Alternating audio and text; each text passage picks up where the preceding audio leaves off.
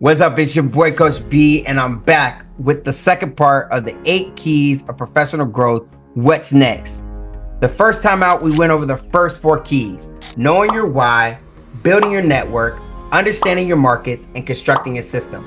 This time out, we're going to build the next 4, which is going to be creating a marketing plan, mastering your art, cultivating an online presence, and continuous learning.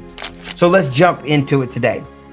We're here to talk about the steps that's going to help you succeed if you decide whether to be a 9-to-5 individual contributor or a 1099 independent contractor. In today's video, we're going to dive into some key concepts from my book, What's Next? The 8 Keys to Professional Growth. And we're going to tie them into both of these pathways. If you've been considering working for yourself as a 1099 contractor or staying in the traditional 9-to-5 role, the first thing you'll need to do is master the market yourself. Think about this. The way we used to be in business in a 9-to-5, working 30, 40 years and then retiring, that's all gone away. The way we used to think about business, creating one business and then it flows forever, that's not gonna happen. There's always a new iteration. So you have to be able to master the market yourself. Now, this isn't just simply talking about getting a basic flyer or posting something generic on social media. That won't cut it anymore. You need a comprehensive marketing plan that truly showcases who you are and what you stand for, whether you're seeking clients or you're advancing within the company. This is where you have to build the personal brand. For 1099 employees, this is your independent contractor. Your brand needs to attract clients who resonate with your values, your missions, and your expertise. It's about creating an authentic online and offline presence that makes people want to work with you. People pay attention what's online, but they also pay attention about how you show up offline. Your business cards, how you dress, how you interact within your company. Showcase, showcase, showcase. Even for a 9-to-5 individual contributor, how you are perceived by your peers, your managers, your clients affects your opportunities for growth and recognition. When you really think about this, right? I think about it in 2 buckets: promote and attract. When you're building your marketing, you are participating in business. You are promoting something, but you're also trying to gain knowledge and gain information from the market. So you're trying to attract. So as you promote, you attract. One thing my business coach once told me was, you're the best kept secret in the market, but that's a detriment to you. And what that meant was, you have all this knowledge and you're walking around like a dictionary and you're walking around like an encyclopedia. Who cares? Showcase, showcase, showcase. So I'm here to tell you that how you carry yourself and interact online and offline has a big space and attributes to what you bring to the table. The next thing is master your art. In my mind, mastering art is about communication, communication, communication. Communication is the key. Being responsive and having good communication skills are the key skills where you're able to bridge both worlds. Whether you're an employee or a contractor, how you communicate can make or break you in success.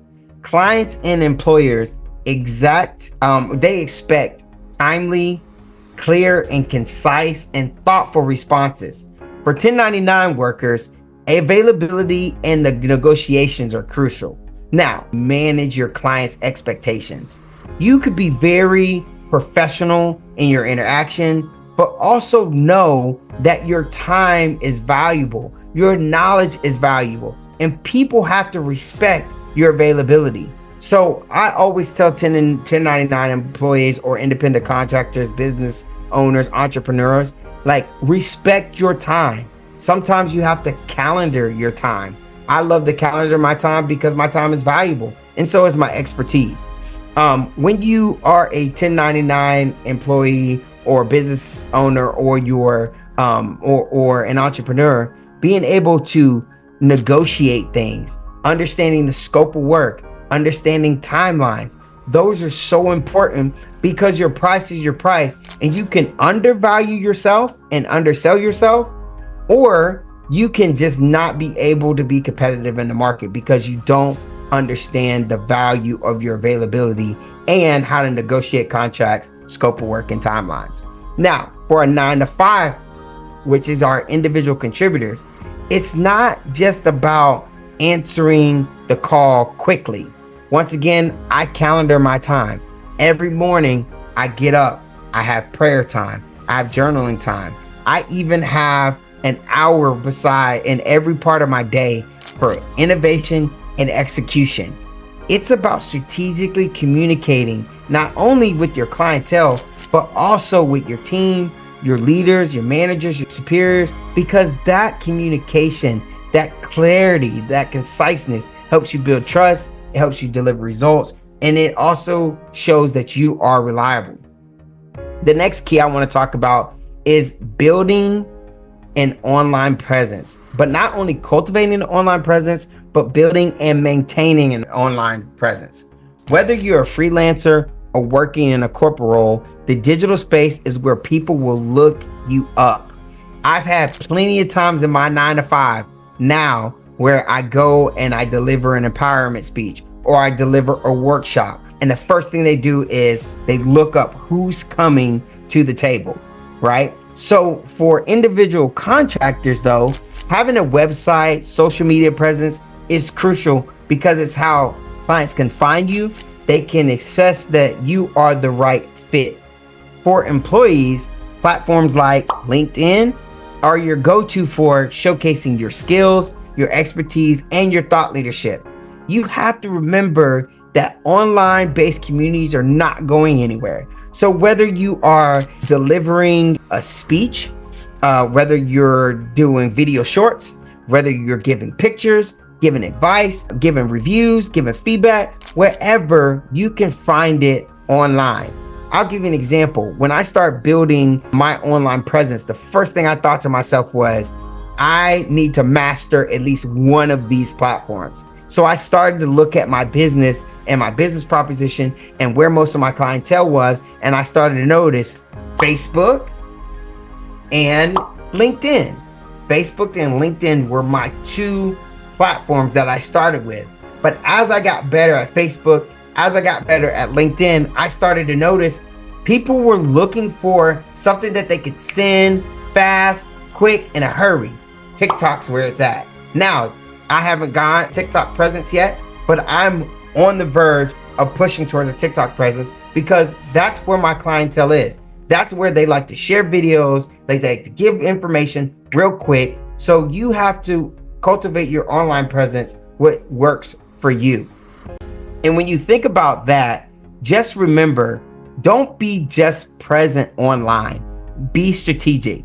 Use social media not just to showcase your work, but use it to build relationships and establish credibility. When you think about LinkedIn, when you think about Facebook, and I think about those two platforms that I use, I think about all the credibility I have with people that I work with, because people are like, I want to know what expertise this young man has.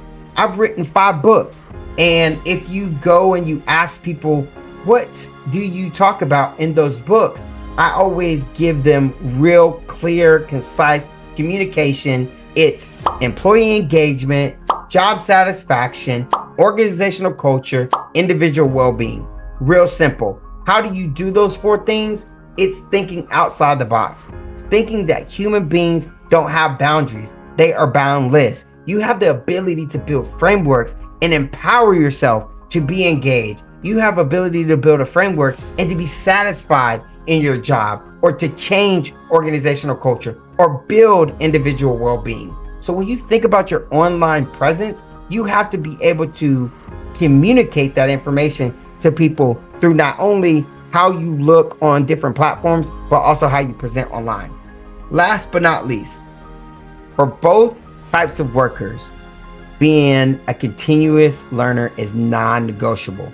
Whether you are a 1099 individual contractor or a 9-to-5 individual contributor, you have to continuously learn.